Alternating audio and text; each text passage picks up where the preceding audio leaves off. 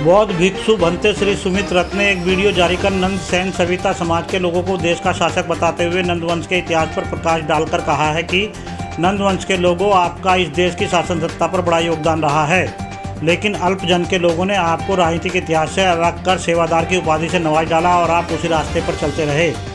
उन्होंने कहा है कि आपके वंश में जन्मे महापराक्रमी सम्राट महापद्मनंद ने खंड खंड रहे भारत को अखंड बनाकर केंद्रीय शासन प्रणाली की नींव डाली, जिनके बाद देश में 9 राजा आपके समाज से हुए, लेकिन आपने तमाम धार्मिक ग्रंथों के मुकाबले अपने इतिहास को पढ़ने का प्रयास नहीं किया।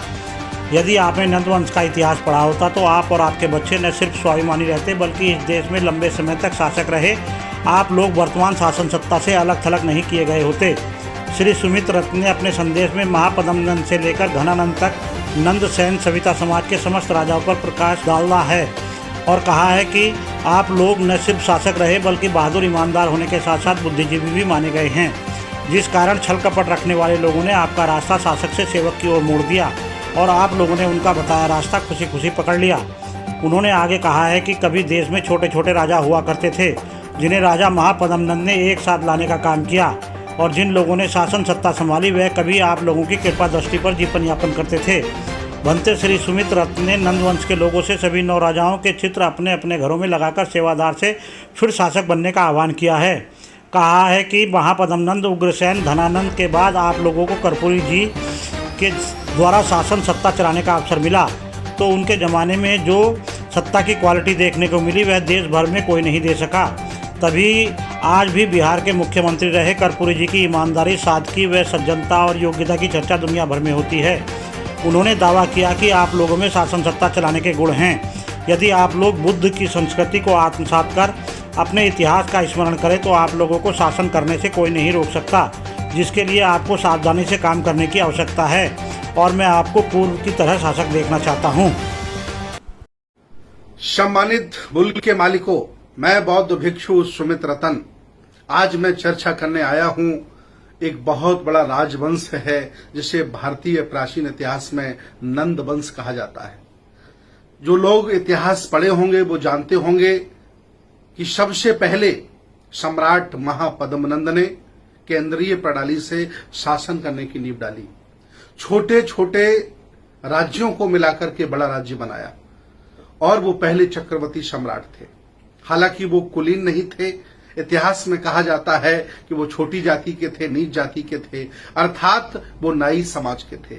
नाई सेन सविता, जिसे अलग अलग राज्यों में अलग अलग नाम से पुकारा जाता है, ये शासक जाति है। अखंड भारत को खंड खंड भारत को अखंड करने में इनका बहुत बड़ा योगदान है। महापद्मनंद के बाद उग्रसेन आए, भूतराष्ट्र आए, राष्ट्रपाल आए, इसके बाद कैवर्त आए, अंत में घनानंद आए। ये लगभग 9 राजाओं का शासन है। इन्होंने बुद्ध की संस्कृति को आत्मसात करते हुए इस भारत देश पर शासन किया। आज मैं आह्वान करता हूं नंद वंश के सभी नाई, सेन, सविता, ठाकुर जो अलग अलग नाम से जाने जाते हैं, मैं आप सभी लोगों से आह्वान करता हूं कि कभी आप इस देश के चक्रवर्ती सम्राट थे। इस देश को आपने संभाला और आज आखिर आपको क्या हो गया है कि आप पूरे देश में सामाजिक, राजनीतिक, धार्मिक, आर्थिक व्यवस्था में कहीं दिखाई नहीं देते हो। मैं आह्वान करता हूं, अगर आपने इन महापुरुषों का इतिहास पढ़ लिया और बुद्ध के दर्शन को समझ लिया तो आपका स्वाभिमान जाग जाएगा और आप वर्तमान के परिदृश्य में भी स्थापित हो जाओगे। मुझे पूरा विश्वास है। आप विद्वान थे, साहसी थे, लड़ने वाले थे, बहादुर थे, इसीलिए अल्पजन लोगों ने आपको बहुत छोटा काम दिया, बाल काटने का। यह षड्यंत्र है। समझिए, आप बहादुर थे, आप देश चलाने वाले थे, खंड खंड भारत को अखंड करने वाले थे। आज जो आपके ऊपर शासन कर रहे हैं, कभी आपकी कृपा से लोग जीते थे, इसीलिए आपको इन लोगों ने सेवा का कार्य दिया। इवन संस्कारों में आपको नेक दिलवाया, अपमान कराया, एक शासक का अपमान कराया। मैं आज आपके अंदर स्वाभिमान भरना चाहता हूं और अपील करना चाहता हूं कि आप साधारण लोग नहीं हैं। आप छोटे लोग, असहाय लोग, कमजोर लोग, कोई बाल काटने वाले नहीं हैं। आप खंड खंड भारत को अखंड करने वाले हैं। आप महापद्मनंद के खानदान के लोग हैं। 9 राजा आपके हुए हैं। बहुत बड़ा पाटलिपुत्र का शासन आपने संभाला है। छोटे छोटे राज्यों को एक बड़ा रूप देने का काम किया है।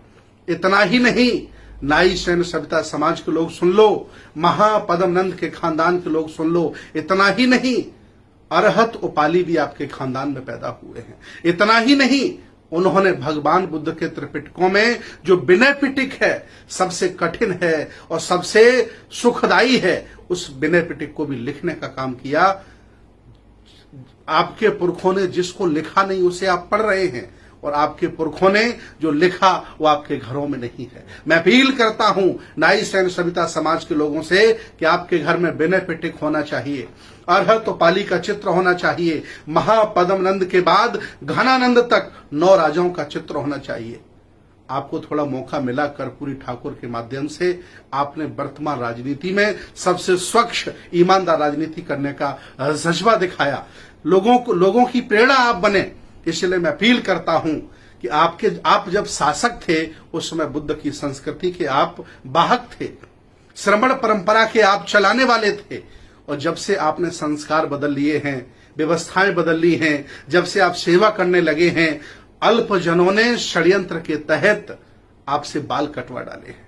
मैं चाहता हूं कि आप देश को चलाने लायक हैं, आप शासक हैं, आप शासक लोग हैं। जागो और अपने स्वाभिमान को, सम्मान को इकट्ठा करो। और मैं अपील करता हूं, आह्वान करता हूं, एक बार फिर निकल करके आओ।